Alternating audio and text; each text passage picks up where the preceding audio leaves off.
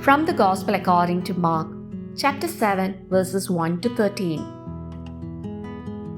When the Pharisees with some scribes who had come from Jerusalem gathered around Jesus, they observed that some of his disciples ate their meals with unclean, that is, unwashed hands. For the Pharisees, and in fact all Jews, do not eat without carefully washing their hands, keeping the tradition of the elders. And on coming from the marketplace, they do not eat without purifying themselves.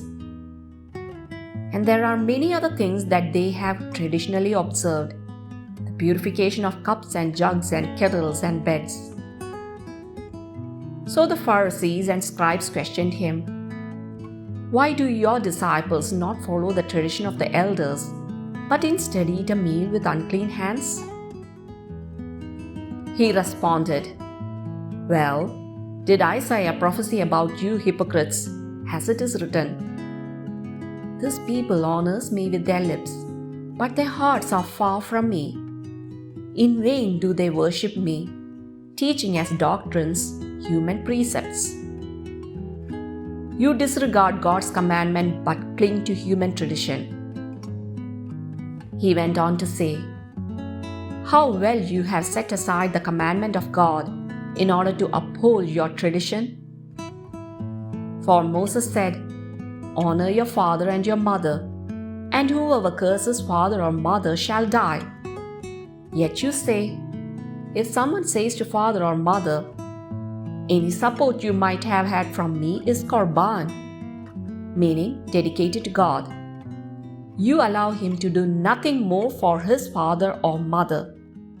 You nullify the word of God in favor of your tradition that you have handed on. And you do many such things."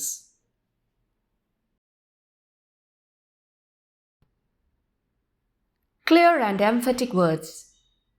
Hypocrite is, so to speak, one of the strongest adjectives that Jesus uses in the Gospel, and he speaks them as he addresses the teachers of religion, doctors of the law, scribes. Hypocrite, Jesus says. Indeed, Jesus wants to rouse the scribes and Pharisees from the error they have fallen into. And what is this error? That of distorting God's will, neglecting His commandments in order to observe human traditions. Jesus' reaction is severe because something great is at stake. It concerns the truth of the relationship between man and God, the authenticity of religious life. A hypocrite is a liar. He is not authentic.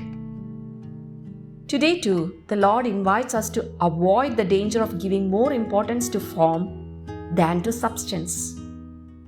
He calls us to recognize, ever anew, what is the true core of the experience of faith. That is, love of God and love of neighbor, by purifying it of the hypocrisy of legalism and ritualism.